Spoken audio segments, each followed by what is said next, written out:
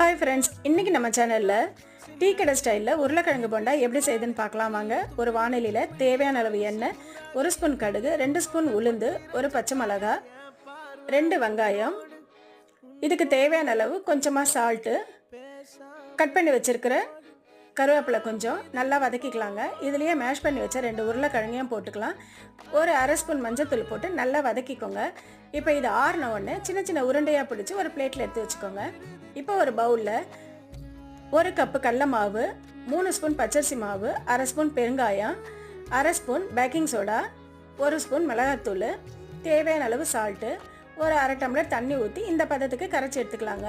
இப்போ உருட்டி வச்ச உருளைக்கிழங்க இதில் நல்லா டிப் பண்ணி எண்ணெய் காஞ்ச உடனே அதில் ஒவ்வொன்றா போட்டு நல்லா பொரித்து எடுத்துக்கோங்க. அவ்வளோதாங்க, சூப்பரான உருளைக்கிழங்கு போண்டா ரெடி ஆயிடுச்சுங்க. இந்த ரெசிபி உங்களுக்கு பிடிச்சிருந்ததுன்னா கமெண்ட் போடுங்க, அப்படியே ஒரு லைக்கையும் தட்டி விட்டுருங்க.